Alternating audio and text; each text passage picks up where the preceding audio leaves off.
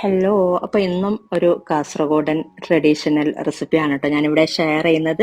ഒരു സർബത്താണ്, പണ്ട് മുതലേ ചെയ്യാറുള്ള ഒരു സർബത്താണ് കേട്ടോ. അന്നും ഇന്നും എന്നും ഫേവറേറ്റ് ആണ് ഇത് കാസർഗോഡുകാർക്ക്.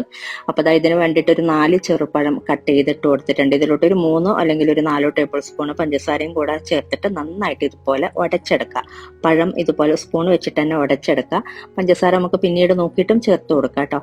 ഈ ഉടച്ചെടുക്കുന്ന സമയത്ത് എന്തായാലും കുറച്ച് ചേർത്ത് കൊടുക്കുക. എന്നിട്ട് ഇതുപോലെ ഒരു പാത്രത്തിലോട്ട് ആക്കിയിട്ട് ഞാനിപ്പോൾ കുറച്ച് ഐസ് ക്യൂബ്സും കൂടെ ഇട്ട് കൊടുത്തിട്ടുണ്ട്. തണുത്ത വെള്ളം ചേർക്കുന്നെങ്കിൽ തണുത്ത വെള്ളം ചേർത്ത് കൊടുക്കാം.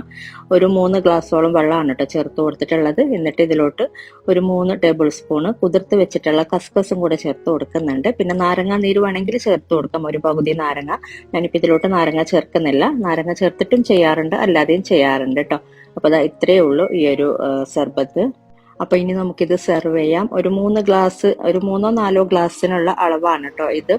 അപ്പോൾ ഈ ഒരു ചൂടുകാലത്തൊക്കെ നല്ലതാണ് ഇതുപോലെ ഒരു സർബത്ത്. കാസർഗോഡുകാർക്ക് ഇതൊരു പുതുമയായിരിക്കില്ല, എന്നാലും ഇതുപോലെ ട്രൈ ചെയ്യാത്തവരുണ്ടെന്നുണ്ടെങ്കിൽ ട്രൈ ചെയ്ത് നോക്കിയിട്ട് ഫീഡ്ബാക്ക് അറിയിക്കാം കേട്ടോ.